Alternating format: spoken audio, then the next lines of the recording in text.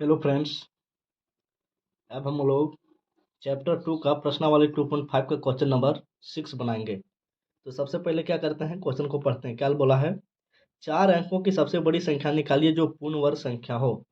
यानी वो संख्या होना चाहिए 4 अंक का और सबसे बड़ा होना चाहिए और पूर्ण वर्ग भी होना चाहिए। तो कैसे निकालेंगे? सबसे पहले 4 अंक का सबसे बड़ा संख्या लिखेंगे। तो 4 अंक का सबसे बड़ी संख्या क्या है?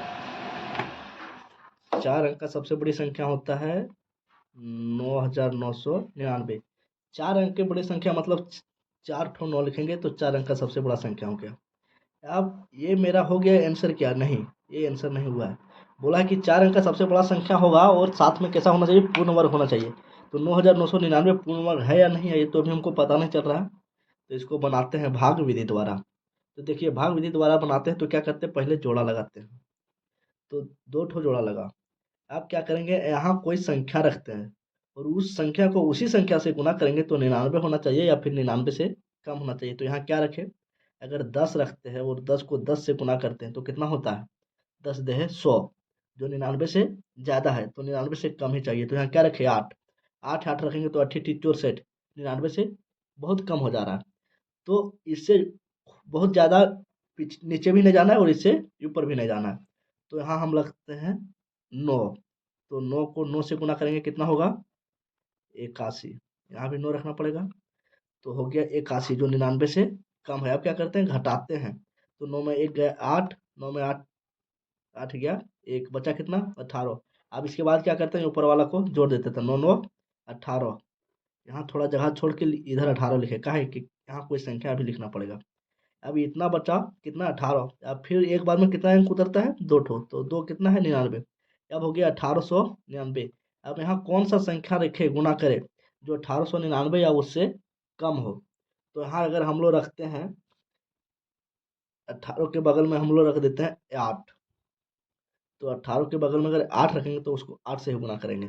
तो कितना होगा? 88 64 का 4 बचा 6, 88 64 और 6 70 का 0 बचा 7, 8 के 8 7 15, कितना होता है? 1504। 8 बार लिखते हैं तो 1504 होता है और यहाँ 1890 है। 9 बार करके देखते हैं। अगर यहाँ 9 ले लेते हैं तो क्या होता है? 9 9 81 का 1 बचा कितना? कितना है? 189 को 9 से गुना करना है। तो 9 9 81 1 बटा 8, 9 8 72 और 8 80 80 के 0 बचा कितना? 8, 9 के 9 और 8 17, 1701 हो रहा है। देखिए 8 बार ले रहे थे तो 1504 हो रहा था, यहाँ है 1890, यानी उससे बहुत ज़्यादा कम हो रहा था। 9 बार लिए तो 1701 हुआ। तो 9 यहाँ लिखे तो 9 नीचे लिखना पड़ेगा और 9 यहाँ भी लिखना पड़ेगा। अब देखिए क्या हो गया। अब इसको घटाएंगे तो 9 में 1 गया 8, 9 में 0 जाएगा तो 9, 8 में 7 जाएगा तो 1, 1 में 1 जाएगा तो कुछ नहीं। तो 198 बच जाता है, किसमें? 9999 में। यानी 9999 एक पूर्ण वर्ग संख्या रहता तो कुछ यहाँ बचता नहीं। बच जा रहा मतलब ये पूर्ण वर्ग संख्या नहीं है। पूर्ण वर्ग संख्या से कितना? 198 ज़्यादा है। तो हमको बोला था कि पूर्ण वर्ग संख्या होना चाहिए। तो पूर्ण वर्ग संख्या 4 अंक का सबसे बड़ा क्या होगा? 4 अंक का सबसे बड़ा संख्या 9999 होता है, लेकिन पूर्ण वर्ग संख्या है नहीं। बोला है पूर्ण वर्ग संख्या होना चाहिए। तो 9999 में क्या करेंगे? 198 घटा देंगे तो जो बचेगा वो सबसे बड़ा संख्या होगा और वो पूर्ण वर्ग संख्या भी होगा। तो 9999 में घटा दीजिए 198। 9 में 8 गया, कितना बचेगा? 1। उसके बाद 9 में 8, 9 में 9 जाएगा 0, 9 में 1 जाएगा 8 और 9 में कुछ नहीं गया तो 9, कितना बच गया? 9801। अब लिखेंगे अतः, अतः क्या लिखेंगे? 4 अंकों की सबसे बड़ी पूर्ण वर्ग संख्या। अतः 4 अंकों की सबसे बड़ी पूर्ण वर्ग संख्या क्या हो जाएगा? 9801। देखिए 1 2 3 4 अंक का है और पूर्ण वर्ग भी है। तो क्वेश्चन नंबर 6 का आंसर हो गया 9801, 9801। अब देखते हैं क्वेश्चन नंबर 7।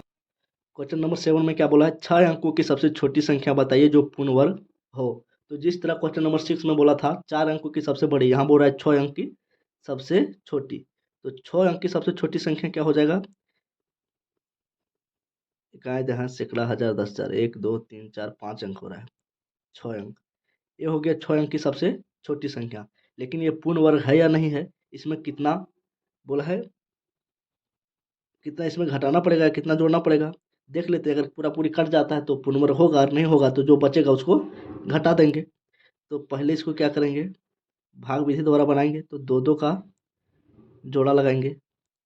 अब 2 का जोड़ा लगा तो यहाँ कितना हुआ, 10। यहाँ कौन सा संख्या रखे जो 10 होगा या फिर 10 से कम होगा, उस संख्या को उसी से गुणा करने पर। अगर यहाँ रखते हैं 4 और 4 से गुणा करते हैं, 4 चौके 16, 10 से ज़्यादा हो जाए तो 10 से कम लेना है। तो यहाँ रखते हैं 3, तो 3 से ही गुणा करेंगे। तो ऊपर भी रखना पड़ेगा 3। अब 3 तिया कितना हो गया, 9। इसको घटाएंगे तो 10 में 9 गया, 1 बचा। अब एक बार में 2 अंक उतरेगा, तो 2 अंक क्या है, 0 और 0। चलिए इसको जोड़ते हैं, 3 और 3 6 हो गया। अब 6 के बगल में कौन सा संख्या रखे जिसको नीचे भी रखेंगे और गुणा करेंगे तो 100 से कम होगा। तो यहाँ ऐसा कौन सा संख्या है, उस तरह अगर हम यहाँ रखते हैं 6 के बगल में 2, देखिए बना के दिखाते हैं। 6 के बगल में अगर हम 2 रखेंगे तो उसको 2 से ही गुना करना पड़ेगा। तो 2 दूना 4, 6 दूना 12, 124 हो जा रहा है। और यहाँ है कितना, 100। यानी 6 2 रख नहीं सकते, तो कितना रखेंगे, 2 से छोटा और क्या है, 1। तो यहाँ रखेंगे 1, यहाँ रखेंगे 1, तो ऊपर भी रखना पड़ेगा 1। अब 61 को 1 से गुना करेंगे तो 61 ही होगा। अब इसको फिर घटाएंगे, 10 में 1 गया तो 9, 9 में 6 गया तो 3। अब फिर उतरेगा 2 अंक, तो ये दोनों जीरो उतर गया था, अब ये दोनों जीरो उतरेगा, दोनों जीरो उतरा। उसके बाद क्या करते हैं, इसको जोड़ते हैं। तो 1 और 1 2, 6 का 6। अब यहाँ कौन सा संख्या भरे, 62 के बगल में जो गुना करेंगे तो 3900 या 3900 से कम होना चाहिए। तो देखिए 62 के बगल में हम 1 2 4 5 कुछ लेके देखेंगे, जब तक 3900 से ज़्यादा नहीं हो जाएगा, उससे थोड़ा सा कम रहेगा तो उसी संख्या को रखेंगे। तो अगर हम लेके देखते हैं 62 के बगल में क्या लेके देखते हैं, 5 लेके देखते हैं। तो अगर हम यहाँ 5 से गुना करते हैं तो कितना होता है, 5 पच्चे 25 के 5 बचा 2, 5 दूना 10 और 2 12 के 2 बचा 1, 6 पच्चे 30 और 1 31। कितना होता है, 3125 है कितना, 3900, मतलब अभी कम हो रहा है। 6 बार लेके देखते हैं। यहाँ 62 के बगल में क्या लेंगे, यहाँ अगर 6 लेते हैं, 62 के बगल में 6, तो नीचे भी रखना पड़ेगा 6। अब 6 छः 36 के 6 बचा 3, 6 तिया 12 3 15 के 5 बचा 1, 6 छः 36 से 37। कितना हो रहा है, 3756, अभी भी 3900 से कम है। तो 62 के बगल में 7 लेके देखते हैं। तो 7 से गुना पर 7 7 49 के 9 बचा 4, 7 दूना 14 और 4 19, 19 के 9 बचा 1, 7 छक 42 और 1 43। देखिए 7 बार ले रहे हैं तो 4399 हो जाता है, यानी 3900 से ज़्यादा। और 5 बार लेते हैं तो बहुत कम हो जाता है, तो लेना कितना पड़ेगा, 6 बार। तो यहाँ 6 रखेंगे, नीचे भी 6 ही रखेंगे, तो ऊपर भी 6 रखना पड़ेगा। आप देखिए कितना हुआ, 6 बार अगर हम यहाँ 6 रखे, यहाँ 6 रखे तो 6 से गुना किए तो कितना हुआ, 3756। अब इसको घटाएंगे तो 10 में 6 गया 4, 9 में 5 गया 4, यहाँ बचा 8, 8 में 7 गया 1, 3 में 3। अब क्या हुआ, जब हम लोग इकाई है सैकड़ा हजार 10,000 लाख, 1 लाख का हम लोग क्या किए, वर्गमूल निकाले भाग विधि द्वारा, तो 144 बच जा रहा है। यानी 1 लाख जो है सो पूर्ण वर्ग संख्या है नहीं, उसमें 144 घटाएंगे तब पूर्ण वर्ग संख्या होगा। लेकिन जब 144 घटा देंगे तो फिर ये 6 अंक का नहीं रह जाएगा, लेकिन पूछा हमको 6 अंक का होना चाहिए। तो अगर हम 144 घटा देते तो ये 5 अंक का हो जाएगा। तो क्या करेंगे, ये कितना का वर्गमूल आया, 316 का। तो इससे ज़्यादा कितना, एक ज़्यादा 317 का स्क्वायर करेंगे। 317 का स्क्वायर करेंगे तो कितना हो जाएगा, इकाई दहाई सैकड़ा हजार 10,000 लाख, 1,04,89। तो 1,04,89 जो हो गया, सो हमारा आंसर हो गया 6 अंक का सबसे छोटा पूर्ण वर्ग संख्या। चलिए क्वेश्चन नंबर 8 देखिए क्या बोला है, एक आयत की लंबाई चौड़ाई की 6 गुनी है, यदि क्षेत्रफल 6,144 सेंटीमीटर स्क्वायर है तो आयत की लंबाई एवं चौड़ाई ज्ञात कीजिए।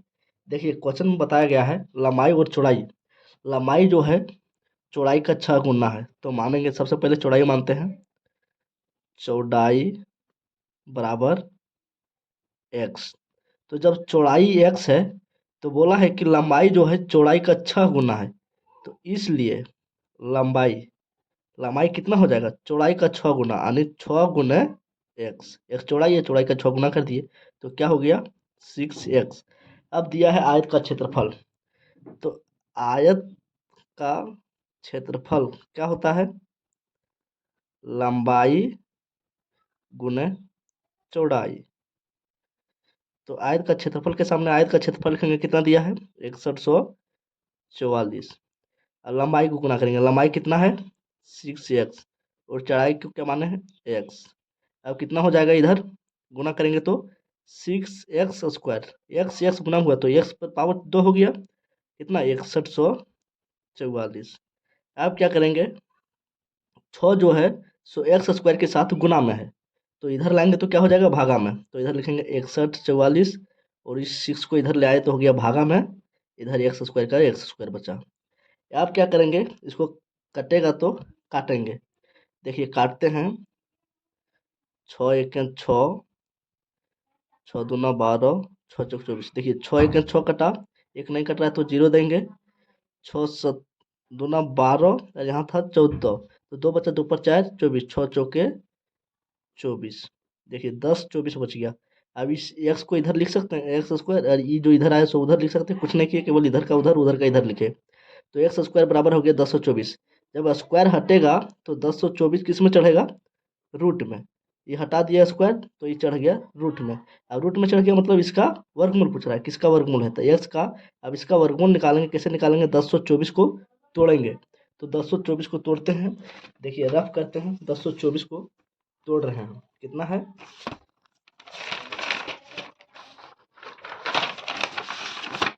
1024 है, 1024 रूट के अंदर है, मतलब 1024 को भाज्य गुणन करना है, 2 पच्चे 10, फिर 2 एक 2, 2 दूना 4, फिर 2 से कटेगा, 2 दूना 4, 2 पच्चे 10, 2 छक्के 12, फिर 2 से कटेगा, 2 एक 2, 2 दूना 4, 2 अट्ठी 16, फिर 2 से कटेगा, 2 छक्के 12, 2 चौके 8, फिर 2 से कटेगा, 2 तिया 6, 2 दूना 4, फिर 2 से 2 एक 2, 2 छक्के 12, फिर 2 से 2 अट्ठी 16, फिर 2 से 2 चौके 8, फिर 2 से 2 दूना 4, 1 2 3 4 5 6 7 8 9 10, 10 ठो 5 आया। तो रूट के अंदर क्या लिखेंगे, 2 गुने 2 लिख दिए हम लोग, रूट के अंदर कितना लिख दिए 10 ठो 2। आप इसको क्या करेंगे, जोड़ा लगाएंगे। जब जोड़ा लगाते हैं तो एक दो का एक जोड़ा लगता है, और एक जोड़ा को एक बार लिखते हैं, रूट के अंदर बाहर करते तो इसी चीज को यहाँ लिख रहे हैं, x बराबर कितना आ गया 2 2 2 2 2, 5 बार जोड़ा लगा, 2 दूना 4, 4 दूना 8, 8 तो 16, 16 दूना 32, x बराबर कितना आ गया 32। अब बोला था लंबाई एवं चौड़ाई, तो लंबाई कैसे पता करेंगे, इसलिए चौड़ाई चौड़ाई बराबर कितना हो जाएगा x बराबर 32, और लंबाई कितना माने थे 6x, तो 6 को x की जगह कितना लिख देंगे 32। अब 32 को 6 से गुना करेंगे तो देखिए क्या होता है, 6 दूना 12 के 2, बचा 1, 6 18 19, 192। तो चौड़ाई कितना निकल गया 32, और लंबाई कितना निकल गया 192। अब जो क्षेत्रफल दिया था सेंटीमीटर स्क्वायर में, तो इसको लिख दीजिए सेंटीमीटर।